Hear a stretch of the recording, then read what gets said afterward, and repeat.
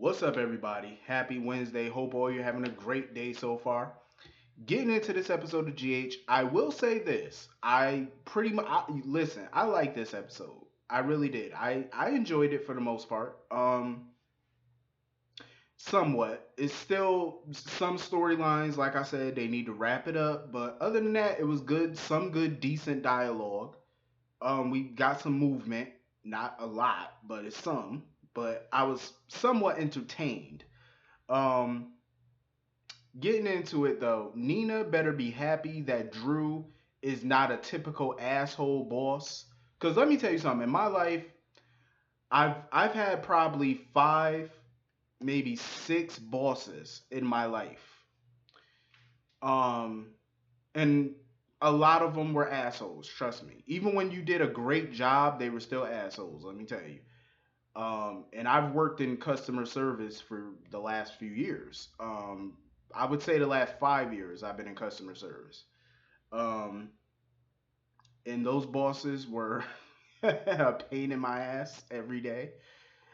7 days out the week, 365 out the year, they were a pain in the ass. How did I survive? That's another story. But Nina better be happy that Drew is not an asshole boss because if it were me, I would have been a little pissed because when you run a magazine, not only are sales big, like you have to make sure that your magazine sells a lot of issues, but ad revenue is fucking major. You need that ad revenue. That's another a big deal when it comes with magazines and subscription based things. Like not only is it the sales and the subscribers, but it's that ad. You need those ads. And the fact that she let that slip through the cracks, Drew was a lot more understanding than most bosses would have been. Like he was a little more, understanding, more chill. He didn't yell. He didn't none of that. He just told her we're gonna have to juke some things around. See, Nina has been so busy with this Peter nonsense, she has not been paying no attention to Crimson, which is a surprise because we known for a while now Nina has always been about Crimson, but this Peter shit has been taking up all of her time. So she let a lot of major things slip through the cracks, and that's not good. Business first. Business is business. I mean, we all know financially Nina doesn't need that job, but she does love Crimson. I mean, Nina lives for Crimson. What would Nina be or what would she do without Crimson? You know what I'm saying? That's like who she is right now. Crimson basically made her a name in the industry. You know what I'm saying? Like people now know who the fuck Nina Reeves is because of Crimson. So without that, what is she? Um, but she need to get back on the ball though. Now she has another problem. Valentin. Let me tell you something about Valentin, about this whole situation today. Like I give him some points. He's trying to hard to woo her back. He even bought up the ad revenue that she needed to sell because Drew told her that like we need to get that sell that ad revenue. We need to sell that ad, those advertisements and stuff like that, or we're gonna have to spread them out through the next few issues. So she said that she could get all those advertisements sold that same day. So Valentine bought the rest of her ad space, and she was a little pissed by it. But what Valentine seems to not understand is love is not enough. All he could keep saying is, "Yeah, I lied about everything," but the one thing he didn't lie about was his love for her. He is not understanding what Nina is trying to tell him. Nina told him she loved him too. She still loves him, of course, but she can't trust him. He keep thinking that my love wasn't a lot. Listen, bruh, love is not enough. Love isn't enough, bruh. You got to do more than that. Love ain't enough. You could say I love you till you blue in the face. That's not enough. It doesn't negate the fact that you've lied about everything. Pause real quick. There's somebody I want to bring up real quick. I don't know what it is, but I know some of you might not agree with this, and that's fine. But I need Jessica Tuck back on this show. For those that don't remember who Jessica Tuck is, and you better remember, she played Cassandra Pierce. I need Cassandra back on this show. I'm sorry, but I do. I'm gonna tell you why. Cassandra was the best female villain that they brought in so far. I said this before. She can replace Helena. If Helena's not coming back, we need Cassandra. Cassandra's a close second to Helena. I'm gonna tell you that right now. We need her back. She has style, she has class, she has grace, and she's wicked. We need that. And she's younger, so she can be around for years to come. You know what I'm saying? If I can't get Helena Cassadine back, I need Cassandra Pearson. I need her back. And we know Cassandra's not dead. She's in some type of coma or whatever. Wake her ass up, write a script, and get her back. Please. I need her back. I need it. I know y'all might not agree, but I need her. I'm sorry. Sue me. I need her. Play. Back on. Anyway, um, Valentine needs to realize like love is not enough right about now. You need to start being honest. That's the only way to preserve your marriage. You have to be honest. And it's like he's not understanding that concept right now. But like I said before, I partially blame Nina because Nina married that man without knowing anything about his past. She didn't even know his birth date probably. She didn't even probably know the year he was born. I'm just saying. Like she did not know this man from a can of paint. So part of the responsibility has to go on her because how do you marry somebody that you don't know? And then when secrets start coming out from the past, you want to get mad and file for divorce. But that's your fault too because you didn't do your due diligence. It's partially his fault because he should have been honest with her, but it's her fault too because how do you devote your life and say, "Oh, I'm gonna take these vows, I'm gonna marry this person" without knowing that person? This is why the partially why the divorce rate is so fucking high. I'm just saying because some people just rushing to get married and look at Justin Bieber. Justin Bieber is getting ready to marry Haley Baldwin. I think that's Stephen Baldwin, William Baldwin. That's one of the Baldwin brothers' daughter. And he just broke up with Selena Gomez 2 months ago. How the fuck you break up with somebody 2 months ago and now 2 months later you're about to marry somebody else? See, this is what I'm talking about. This is why the divorce rate is so fucking high. People, y'all must be smoking some Snoop Dogg weed or something because why are you marrying somebody so fast? It's like get to know these people. Get to know who you're married. This is why I feel like marriage is a joke because so many people are getting married and they're not taking the time to know the person that they're marrying. You could be sleeping with the devil for all you know. You know what I'm saying? You got to sleep with this person every night. You got to live with this person. You could be living with the devil for the rest of your life and you wouldn't even know it until shit hit the fan. And now you want to cry divorce. No, no, no, no. It's your fault. You should have did your due diligence. I feel like both of them are at fault for this. Valentine and Nina, you're both at fault. I'm just saying. If she wants a divorce, that's fine. That's fine. But make damn sure that's what you want because I don't want to hear a month from now, oh, we're getting back together and we got to get remarried. No, no, no, no, no, no, no. Nope. I'm not with this back and forth shit. Speaking of back and forth, oh, and Nina better stop Valentine from going home. I'm just saying, let me just put that out there. Nina has got to stop Valentine from going home because I believe Lisa has Peter tied up in the stables at Windermere, and he's about to go to the stables because he got to deal with the horses and shit. I'm like Nina, stop him before he finds out your little secret. Um, yeah, like I said, speaking of back and forth, Lulu and Maxie, that's a scene today I loved. I loved that scene today between Maxie and Lulu. It's a scene, I feel like it's a conversation that really needed to happen. Because Lulu basically feels like she's done repenting. She's done. For the last 5 months, I cannot believe it's been almost half a year since Nathan died. It's been almost 6 months now. That's crazy. Time is just flying. Um, because it feels like February was just yesterday. Like it really does. Time is just moving. But like they say, time waits for nobody. I guess. But anyway, Maxie and Lulu needed this conversation. Lulu is pretty much done repenting. She's done apologizing. She's done apologized 5, 10 million times in the past 5 months, and it's like she can't apologize no more. It's nothing else she can say.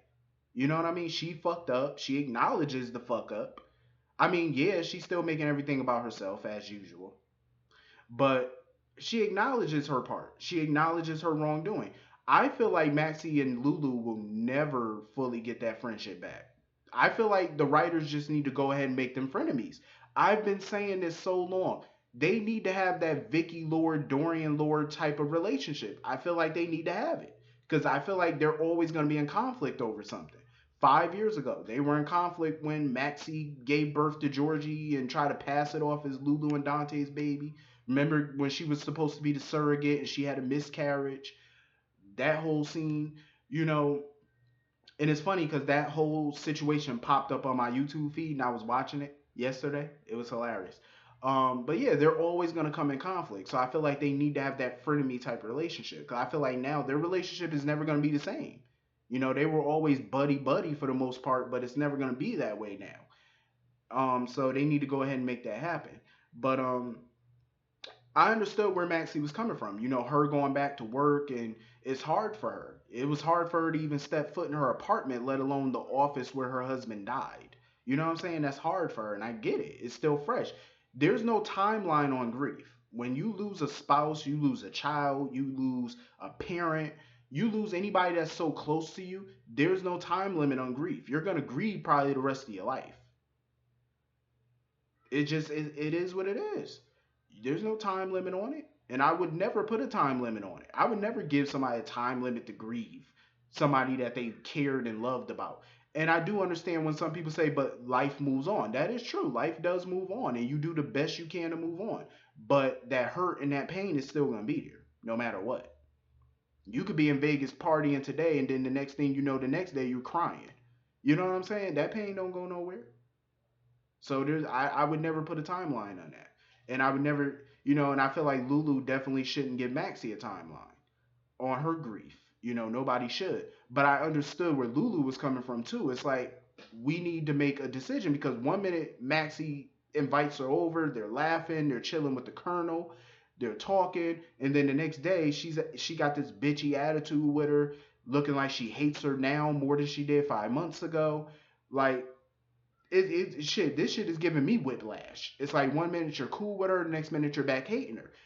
I agree with Lulu. You need to make a decision. Are we friends or are we not? What are we doing? I agree with Lulu on that one.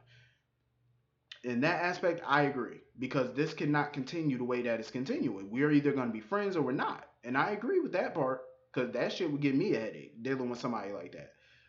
But I did love the little fight that they had though when they took the pool noodles and they was hitting each other with it. And Maxie threw that beach ball at her. That shit had me on the floor. I was like, yo, I'm done. That whole scene was hilarious. And then the fact that they just laughed about it later. See, I feel like Maxie felt like inside she needed to let that aggression out when they were just sitting there hitting each other with the pool noodles and the beach balls. I think they needed that. You know what I'm saying? That's kind of like part of a healing moment for them. They needed it to get that aggression out. To just, how you just gotta throw something. You know how when you go through grief, and I seen this on reality TV one time where people just dressed up in jumpsuits and got their little gear on and stuff, and they just take sledgehammers and they bash TVs and all that type of stuff just to get their anger out, their grief out. That shit really does help. It helps. It works. You know what I'm saying? It really does. Sometimes you got to do some shit. Sometimes you got to punch a motherfucker in the face. Somebody that you don't like at that particular moment. You got to knock them in the mouth. And then after that, you'll feel better. Everybody has their method. You know what I'm saying? But I'm just saying, if somebody punch me in my face, you getting fucked up. But I'm just saying, like, I understand your grief, but if you hit me, I'm fucking you up. It is what it is. I mean, I ain't gonna stand there and take no ass whooping. But, I'm just saying, who would? You could be mad at me all you want. That's fine. Who is blowing my phone up? Hold up. Oh. Anyway, I need to start putting my phone on mute. But it's like every time I'm doing a video, my phone want to start bleeping and going off and shit. I'm like, but it's annoying sometimes. But anyway, I felt like they definitely needed to get that off their chest, and I'm glad they did. Moving on from that, Finn and Chase, they need to, hug and make peace because I'm tired of they bullshit now too. Like we need to start ending this drama, move on to some new drama. But Finn, I was so disappointed in Finn today. I'm like, why did he show the little boy Wyatt, the Boy Scout? Why did he show him such an old picture of Peter? Why didn't he show him a recent picture, like with the beard and everything? Why would you show him a picture of him when he had longer hair, shaved face, why would you do that to a little kid? Why not show him a recent picture of what he looks like today? You know what I'm saying? That way he could definitively tell you if that's him or not. That's why the little boy couldn't tell him if it was him or not, because he had a shaved face, he had a longer hair. I was like, Finn, really? And then Finn keep trying to get in touch with Anna. Anna has not returned none of his text messages or phone calls. I think something happened to Anna. Somebody must have kidnapped her ass because she ain't answering not one phone call, not one text. I'm like, if Finn is texting and calling her, she would have hit him back by now. And she still has not responded. So I'm like, yeah, somebody done did something to her. Um, and that's probably because Finola Hughes is on vacation right now. So we'll see her probably by August, maybe September. She's still on vacation. Um, but something probably happened. Anyway, and I brought this question up earlier in my community section. I was like, why don't women like signing prenuptial agreements? And it's mostly women. I'm not saying all women, but mostly women. Some men have problems signing it too. But I don't see a problem with anybody signing a prenuptial agreement. I really don't. As long as it's reasonable. The one thing I hate about a prenup is when people add all these what they call them, all these clauses and stuff. That's some shit I might have a problem with because you ain't gonna put all these clauses in here that's about to fuck me over. I'm just saying, if you want to sign a prenup, that's cool, but it's gonna have to be a straightforward prenup, which basically says what's mine is mine, what's yours is yours. That I would have no problem signing. Anything extra, we gonna have to negotiate that. I'm just saying. But anyway, Nell was not having it with that prenup. She was like, "What the fuck we need a prenup for?" I'm looking at her like, hello, you're a broke bitch. Of course you need a prenup. This man is worth millions. You're worth $2 in a bus card. Come on now. Is it that hard to figure out why he wants a prenup? You have $2 to your name and a bus card and probably an old ass blockbuster ticket or something. This man got millions of dollars, ELQ stock, and probably some real estate holdings. Hello, I would make you sign a prenup quick, fast, and in a hurry, my damn self. She was hesitant as shit to sign that prenup. But Michael and Chase are playing this so well.